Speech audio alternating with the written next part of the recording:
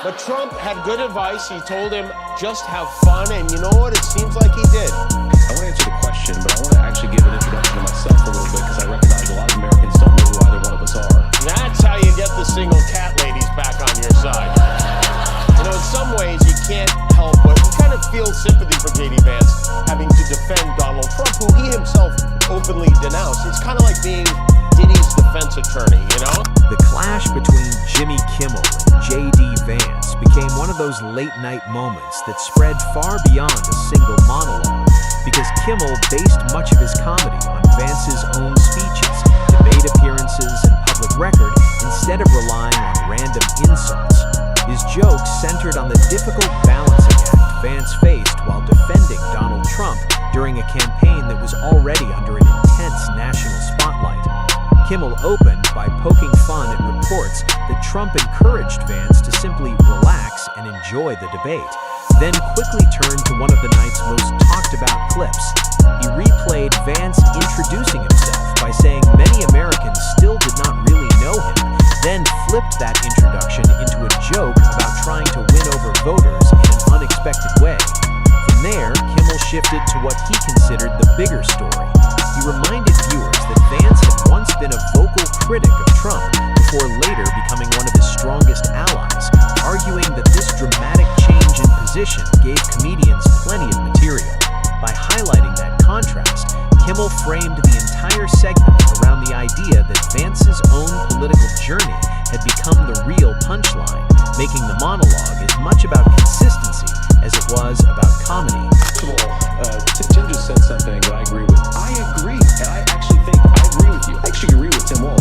I agree with a lot of what Senator Vance said. Governor, I agree with you. I agree with that. And I think that Governor Walz and I actually probably agreed. Well, Trump is not going to like that at all. You're in a lot of trouble, J.D.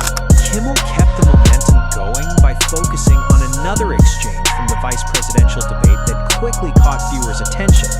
Throughout the discussion, J.D. Vance frequently acknowledged points made by Tim Walz before explaining where he disagreed, often beginning with the phrase, "I agree." Kimmel exaggerated that habit for comedic effect, imagining a version of the debate where Vance agreed with nearly every statement his opponent made.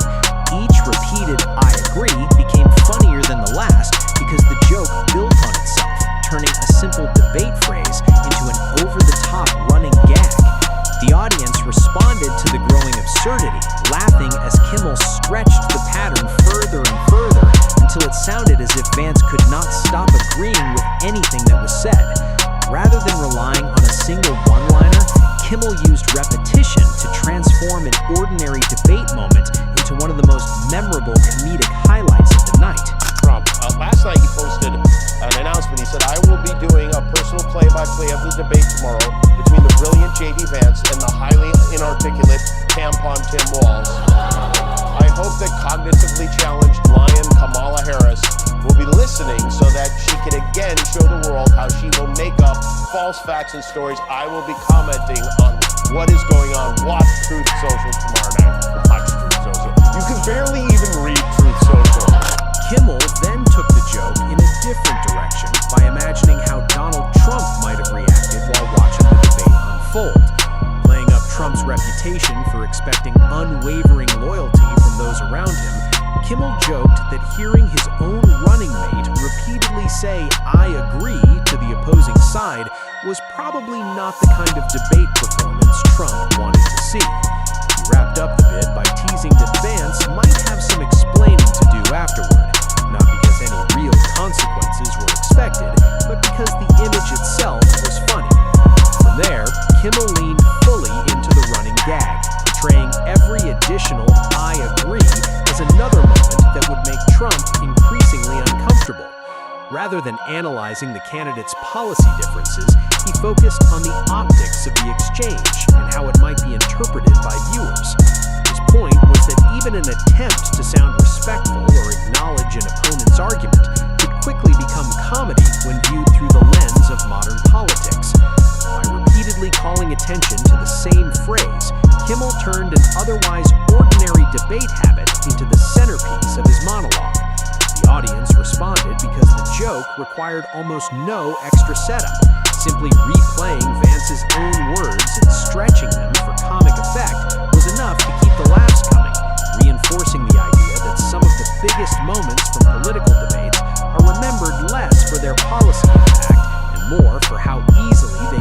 turned into memorable late-night comedy. J.D. Vance is definitely not a pot smoker. His eyes are too blue. If J.D. Vance smoked a joint, it'd be like looking into two little American flags on his face.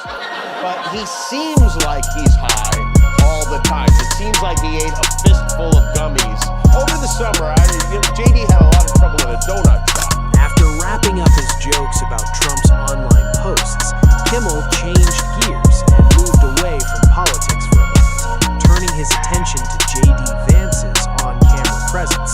Rather than discussing campaign issues, he focused on Vance's expressions and overall demeanor, building a series of playful observations around the way he appeared during public events.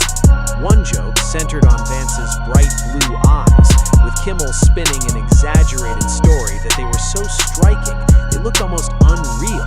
He kept escalating the bit by imagining increasingly ridiculous scenarios, making it clear the humor came from over-the-top imagery rather than any serious accusation.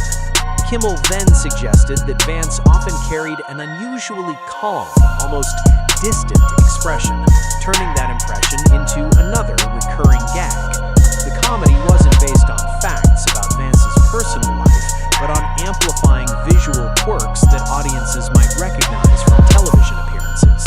By the end of the segment, it was clear that Kimmel wasn't limiting himself to debate footage or political sound bites. He was weaving together campaign moments, social media reactions, and Vance's public image to create a single, continuous comedic narrative that kept the audience engaged from one topic to the next. Go put a Bud Light and relax already. Even the vice president took a break from pumping his ottoman to complain about not just me, you. On Jimmy Kimmel's television program and on The Daily Show this week, you have audiences outright cheering, seeing the images of Teslas on fire across the country. And I saw that and I thought, man, that really is a sign of how much the left has conditioned people to think that that's acceptable. As the monologue continued, Kimmel tied all of those jokes back to one larger point. He argued that J.D. Vance had become a reliable source of material for late-night television because almost every major public appearance seemed to produce a clip that comedians could revisit and reinterpret. Whether it was a debate introduction, a repeated phrase during a discussion, standing alongside Donald Trump, or simply the way he carried himself on camera, Kimmel suggested that each moment offered another opportunity for comedy. Instead of relying on made-up stories, he built many of his jokes around real campaign footage and public remarks, reshaping them into humorous observations that fit his broader portrayal of Vance.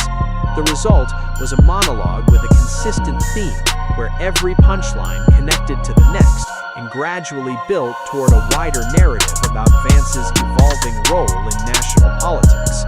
That steady progression also hinted that the exchange between Kimmel and Vance was becoming more than a one-night routine, setting the stage for an ongoing back and forth that would continue attracting attention well beyond the original broadcast. I'm wondering if you can square your fervent belief in free speech with what's going on now with Jimmy Kimmel and the FCC pressuring. I'd love to hear your thoughts on both of those. Well, look, on the free speech conversation, I'm pretty sure that Jimmy Kimmel was back on the air last night, and to the extent that he's not back on the air, it's because he's not funny and has terrible ratings. This is not a federal government problem. As the story developed, the back and forth between Jimmy Kimmel and J.D. Vance grew into something much larger than a typical late-night comedy segment. What started as jokes eventually turned into a wider public debate about free speech, television ratings, and whether politics was influencing the way late-night hosts were being discussed. During one interview, Vance addressed speculation that government pressure, particularly involving the Federal Communications Commission, had somehow affected Kimmel's position on television. He rejected that suggestion outright, saying there was no evidence that federal officials had taken any action against the comedian. Instead, Vance argued that if a television host ever lost a platform, the reason would most likely be a business decision based on audience performance rather than government intervention. Expanding on that point, he said late-night television has faced broader challenges in recent years and suggested that programs focused heavily on political commentary may struggle to connect with a wider audience. He He also emphasized that online comments from public officials should not be confused with formal government action, maintaining that no official effort had been made to remove Kimmel from the air. Vice President Maybelline was making the rounds, attempting to defend his boss and the chairman of the FCC with a new fairy tale even a 5-year-old wouldn't believe. Vance continued by tying the discussion back to his broader view of free speech. He argued that protecting free expression does not prevent television networks from making their own programming decisions based on viewership, advertising, or other business considerations. In his view, supporting the First Amendment also means recognizing that private media companies are free to evaluate their content and make changes if they believe those decisions serve their audiences. Throughout the discussion, he maintained that this distinction between government censorship and private business judgment was central to his position. Celebrities are rallying to his cause, saying this is a First Amendment assault being carried out by the FCC, Brendan Carr, and by the President of the United States himself. And to that you say? Well, there are two things. First of all, I'd like them to tell me exactly what Brendan Carr did to have Jimmy Kimmel taken off the air, because number one, he is currently on the air, and to the extent that he isn't in certain stations. As the debate continued, J.D. Vance stuck to the same central argument instead of changing his position. He maintained that television networks make their own programming choices based on business considerations, including audience interest and ratings, and argued that there was no evidence the federal government had pressured Jimmy Kimmel or forced him off the air. That difference in perspective turned what began as a comedy feud into a larger disagreement about how the situation should be understood. While Vance framed it as a straightforward business issue, Kimmel responded in the way his audience has come to expect, by answering criticism with humor instead of extended political arguments. During a later monologue, he poked fun at the discussion over television ratings by briefly joking about his own show before redirecting the joke toward Vance. Kimmel delivered a deliberately over-the-top comparison about Vance's public approval, using exaggerated shock humor to get a reaction from the audience. The line immediately drew one of the loudest laughs of the night, illustrating how Kimmel continued to rely on comedy rather than detailed rebuttals. The exchange also highlighted the contrast between the two approaches, with Vance emphasizing political and media arguments, while Kimmel chose to keep the spotlight on entertainment and satire. Kimmel was taken off the air because he had low ratings, because the late-night talk show host model was not doing particularly well, and let's be honest, because he had become so politically unhinged that I think he wasn't particularly funny. Now, the FCC chairman, Brendan Carr, put out a couple of tweets, but the government took no action. We did literally nothing to try to take Jimmy Kimmel off the air.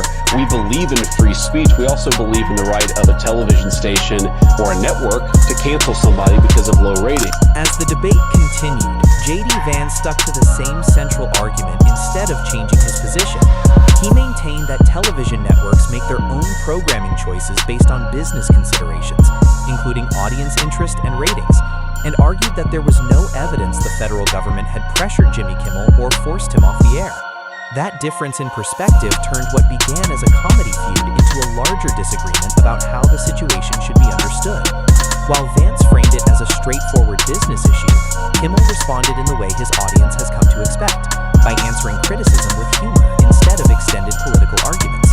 During a later monologue, he poked fun at the discussion over television ratings by briefly joking about his own show, before redirecting the joke toward Vance.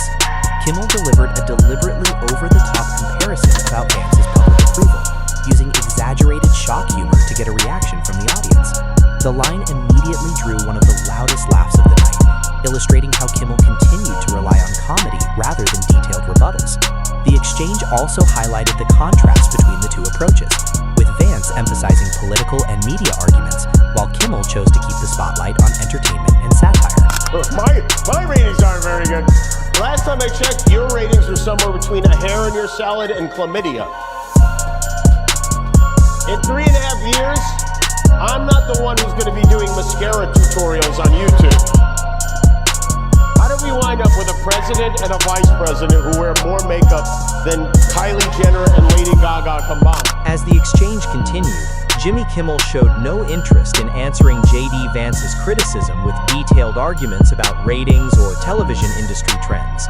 Instead, he stayed true to the format that has defined his late-night career, responding with another round of comedy. Rather than debating audience numbers, Kimmel redirected the spotlight onto Vance himself, imagining a humorous future in which the vice president had traded politics for a career as a YouTube beauty creator. He followed that with another exaggerated joke about the appearance of both Vance and Donald Trump, using overstatement and visual humor to entertain the audience instead of engaging in a policy discussion. The approach reflected the same formula Kimmel had used throughout the entire controversy. He consistently relied on sarcasm, exaggeration, and punchlines while treating political events as material for satire rather than formal debate. Looking back over the entire exchange, a clear pattern emerged. Kimmel repeatedly built his monologues around Vance's own public appearances, highlighting moments from debates, interviews, campaign speeches, and media coverage that he believed revealed contradictions or created memorable television. Vance, meanwhile, answered those jokes from a completely different perspective. He defended his own record, stood by Donald Trump, and rejected the idea that criticism of Kimmel involved government interference, arguing instead that discussions about late-night television should focus on business realities, such as audience interest and ratings. As each side continued responding to each other, the story gradually evolved beyond a simple comedian targeting a politician. Every interview, monologue, social media post, and public appearance added another chapter to an increasingly visible public rivalry. What began as a series of jokes after a debate eventually became an ongoing media story, with both men continuing to shape the conversation in very different ways. Kimmel relied on humor and satire to keep the spotlight on Vance, while Vance countered with interviews and political arguments defending both himself and his positions. Whether viewers sided with the comedian, the vice president, or neither, one thing became clear. Neither appeared interested in ending the back and forth, and every new comment seemed to inspire another response. That continuing cycle has kept the story alive long after the original debate, leaving audiences watching closely to see which side will deliver the next headline, the next rebuttal, or the next memorable moment.